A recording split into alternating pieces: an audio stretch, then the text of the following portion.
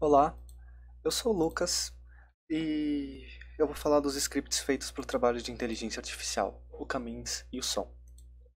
Vamos falar primeiro do Camins. Ambos os scripts foram pensados como aplicações da linha de comando, em que a gente executa alguma corpora e algum tipo de pré-processamento da corpora, binário, TF, TF-DF, e a gente salva na pasta de resultado da corpora menor ou da corpora maior. Se a gente tentar executar o Camins, vai soltar o erro com as instruções que devem ser usadas como parâmetros para o script. Primeiro, e essas instruções também vão estar salvas no arquivo README, e elas também são explicadas no relatório, com um pouquinho mais de detalhes. Os argumentos que são usados para o script é, primeiro, o tamanho da corpora processada, maior ou menor, o tipo de processamento, a métrica de distância, a inicialização dos centroids, ou seja, se a gente vai usar caminhos clássico, caminhos mais ou xmins, o total máximo de clusters. E caso a gente queira usar o xmins, como nesse exemplo aqui de baixo, a gente tem que informar o limite inferior para o algoritmo estimar o número total de centroids. Nesse exemplo a gente usou 2 como limite inferior e 6 como limite superior, que é o máximo de clusters dos outros scripts. Agora vamos falar mesmo do código feito para o Camins. Eu não vou entrar muito em detalhes quanto à visualização e as entradas, porque isso daí não faz parte do algoritmo em si, que é o que foi pedido no trabalho. Primeiro a gente lê os argumentos da linha de comando, como variáveis globais, e a gente tem os setups do Camins, que são o total máximo de iterações, que está definido como 100, e o threshold para parar a execução do Camins também, que está definido como 0.1. Então, se o cálculo do erro do Camins for menor que 0.1, a gente para a execução do algoritmo. Se não convergir para menos de 0.1 em 100 iterações, o algoritmo para. Aqui a gente lê os parâmetros da linha de comando, só que o importante é como a gente lê o arquivo especificado da linha de comando, o nosso conjunto de dados. Nele a gente usa a biblioteca Pandas, que foi importada como PD. Em cima. A biblioteca Pandas nada mais é que uma biblioteca implementada com a biblioteca NumPy, que são estruturas de dados. A estrutura de dados da biblioteca Pandas que a gente está usando se chama DataFrame. Um DataFrame nada mais é que uma matriz bidimensional em que as linhas e as colunas possuem índices. Primeiro vamos falar, antes de falar do algoritmo em si, vamos falar das métricas de distância do algoritmo. Então, primeiro vamos falar da distância euclidiana, que recebe dois vetores A e B. Esses dois vetores podem ser tanto vetores NumPy quanto listas próprias do Python. E o cálculo disso é muito simples, a gente simplesmente itera os índices dos dois vetores, fazendo a subtração deles e levando eles ao quadrado. E a gente retorna o resultado elevado a meio, que é a raiz quadrada dele. Para similaridade cosseno, a gente também recebe dois vetores A e B, podem ser listas ou matrizes ou vetores NumPy. Primeiro a gente calcula o produto escalar deles, usando um método próprio da biblioteca NumPy, esse inner. E depois a gente cache a magnitude do vetor A e do vetor B. Então primeiro a gente itera sobre os elementos de A e B, fazendo o somatório deles ao quadrado. E depois a gente acha a raiz quadrada da magnitude A e da magnitude B. Retornamos o produto escalar dividido pelo produto da magnitude A e a magnitude B, que é a similaridade cosseno. Agora que a gente explicou as métricas de distância, a gente pode falar um pouquinho da inicialização dos centroides, no caso. Que a gente lê os centroides da linha de comando e a gente especifica se ele vai ser xmins, camins ou camins mais. No caso, os únicos tipos de inicialização de verdade que tem são o camins clássico, que é o método aleatório, e o camins mais. Então, vamos falar agora dos centroides aleatórios.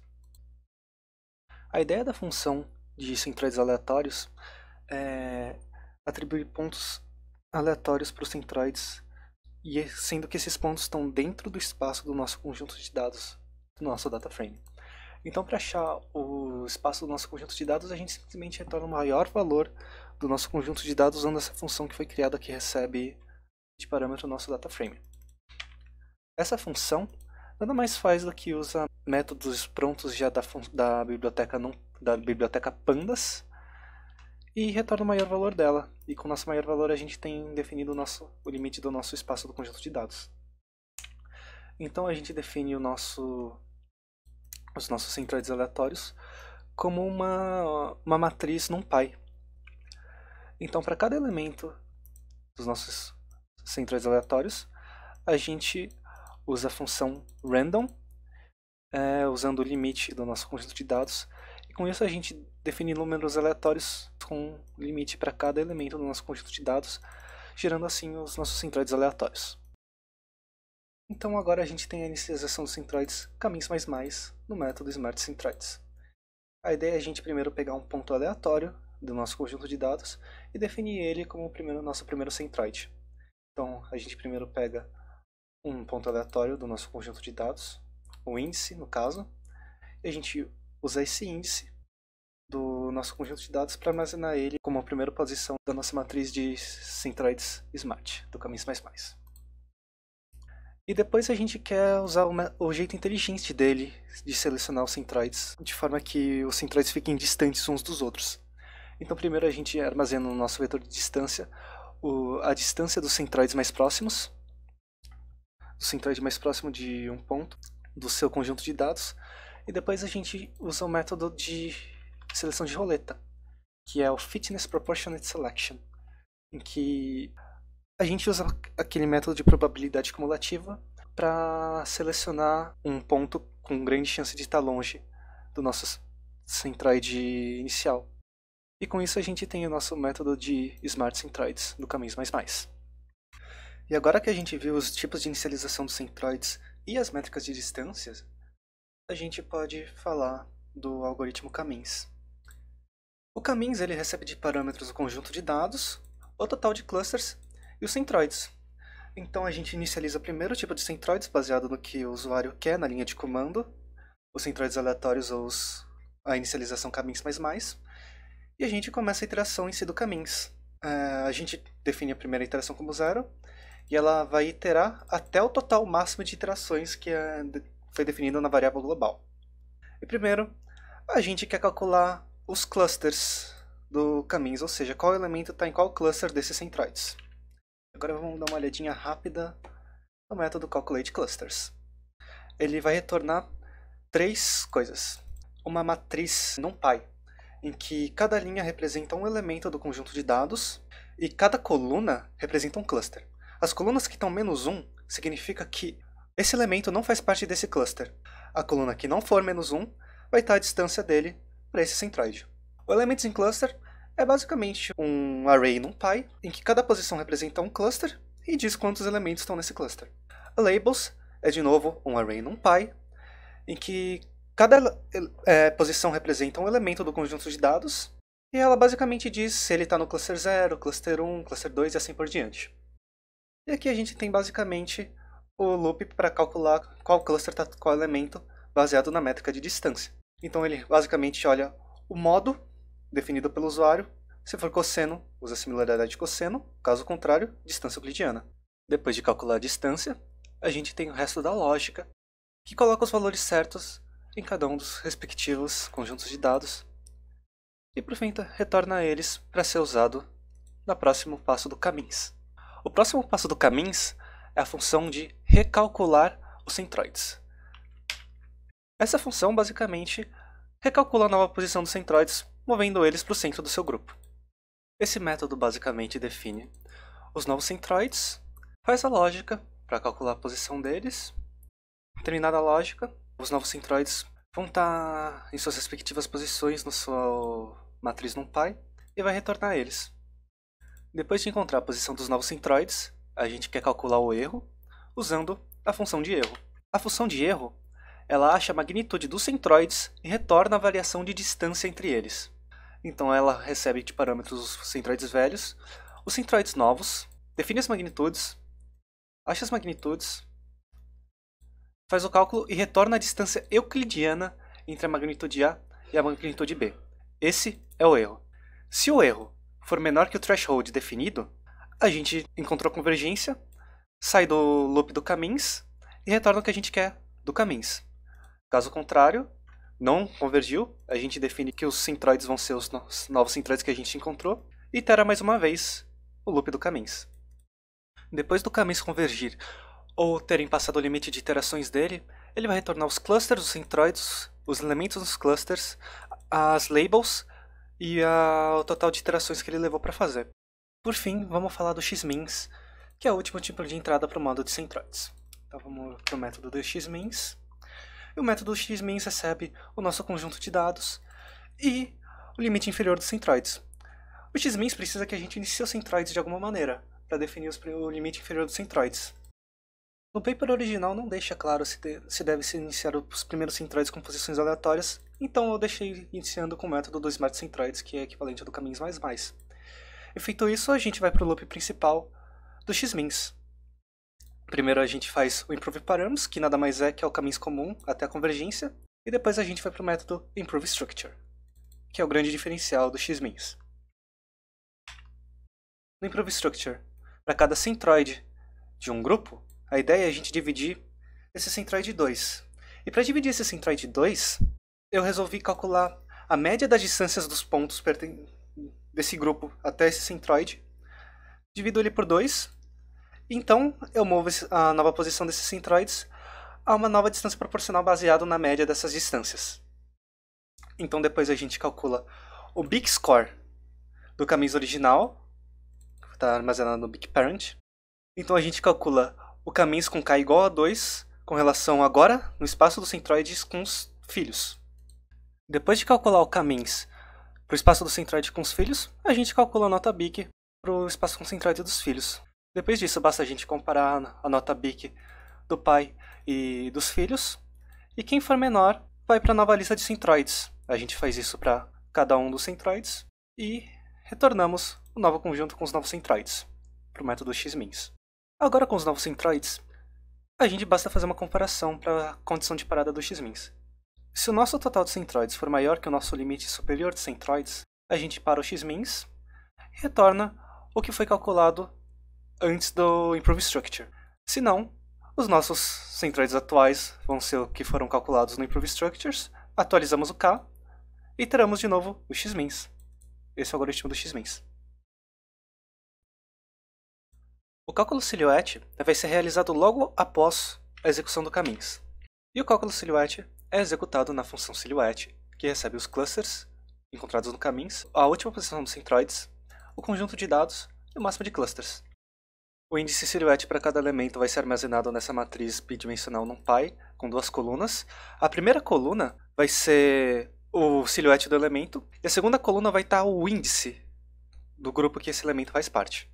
Então, para cada cluster, a gente primeiro pega os pontos associados ao determinado cluster, usando essa função getCluster, que foi criada aqui. E depois de pegar esses clusters, primeiro a gente calcula a distância média de um elemento de um cluster para os outros elementos desse mesmo cluster, no caso a distância euclidiana. E depois a gente quer calcular a distância mínima de um elemento para os outros elementos dos outros clusters, de novo usando a distância euclidiana. Depois de feito esses cálculos de encontrar a distância média de um elemento de um cluster para os outros clusters e a distância mínima de um elemento para os elementos de outros clusters, a gente calcula o índice silhouette e armazena ele na coluna 0. E na coluna 1, a gente armazena o índice do grupo do elemento. A gente faz isso para todos os elementos que a gente encontrou e dá para ver que isso daí é uma função bem custosa, porque a gente tem que iterar muitas vezes o nosso conjunto de dados completo. Então, quanto maior o conjunto de dados e quanto mais clusters tiver, mais tempo vai demorar para executar o cálculo silhouette. E por fim, a gente define o silhouette como um data frame, nomeamos cada coluna como seu índice, pertencente a tal grupo, e renomeamos as colunas. A coluna 0 vai se chamar silhouette, a coluna 1 clusters, porque ela vai ter os clusters que o elemento faz parte. E retornamos o índice silhouette. Agora vamos falar do script do som. O script do som foi feito de uma maneira similar ao do caminhos com uma aplicação da linha de comando. Então se a gente tentar executar ele, sem especificar os argumentos da linha de comando, especificar alguma coisa errada, ele vai soltar o erro com a explicação de como faz para executar ele direitinho. As instruções também estão escritas no arquivo README e também no relatório. Para o som a gente só pega primeiro o tamanho da corpora e depois o tipo de processamento. E o pós-processamento vai estar salvo nessas duas pastinhas aqui, o Small Results e o Big Results. Agora com isso a gente pode falar do script do som em si. Para o script do som, primeiro a gente começa lendo os parâmetros da linha de comando, e da mesma forma que a gente carrega o conjunto de dados num dataframe para o caminhos, para o som a gente faz a mesma coisa, carregando num dataframe pandas na variável data. Então primeiro a gente cria um objeto som, o objeto miniSom, que leva como parâmetros as dimensões que vão ser usadas para a rede. A gente define essas dimensões logo no começo. E as dimensões do conjunto de dados. Depois a gente tem o sigma, a taxa de aprendizado e o seed aleatório. O objeto do tipo miniSom vem da classe miniSom, que vem da biblioteca de código aberto de uma implementação do som para ser usada nesse trabalho. A biblioteca miniSom é uma implementação dessa rede neural que usa a biblioteca NumPy como estrutura de dados para essa implementação. Logo depois de definir o objeto da rede, a gente tem que definir o treinamento da rede com a biblioteca miniSom. Então, para saber quantas iterações da rede a gente vai querer iterar, eu imaginei que a gente fosse querer pegar cerca de 20% do tamanho do conjunto de dados. Como o conjunto de dados maior tem cerca de 5.000 e o menor tem um pouquinho menos de 600, eu imaginei que a gente queira que o total de iterações fosse o total desse conjunto de dados dividido por 5, que com isso vai dar cerca de 20% do total do tamanho do conjunto de dados. Então a gente treina a nossa rede usando linhas do nosso conjunto de dados aleatoriamente pelo total de iterações definido.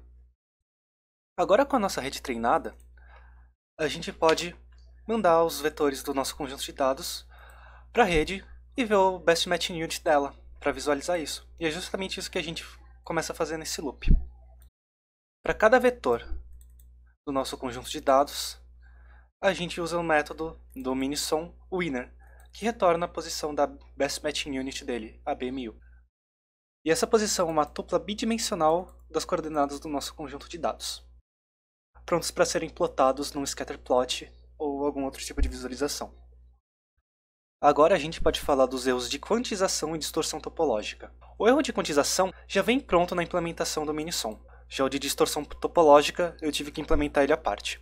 O método Quantization Error retorna o erro como computado como a média entre cada amostra de entrada e seu Best Matching Unit. E ele pega o seu Best Matching Unit usando a função winner, que foi visto agora há pouco. Já o erro topológico, para cada vetor no nosso conjunto de dados, ele pega o primeiro Best Matching Unit, usando a função pronta da biblioteca miniSom, e o segundo Best Matching Unit, que foi uma implementação que eu tive que fazer para calcular o erro topológico. Caso eles sejam adjacentes, a gente somaria 0, então a gente simplesmente continua. Caso contrário, caso eles não sejam adjacentes, a gente soma 1 ao erro. E por fim, a gente retorna a média desse erro.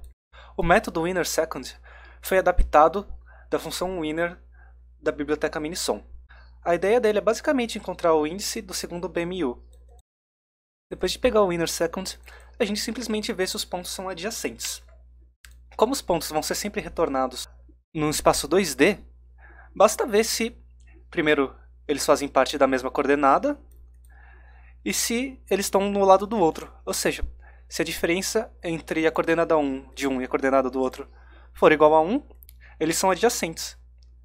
E se são adjacentes, não precisamos incrementar o erro. Com isso explicamos o som e os erros de quantização e distorção topológica.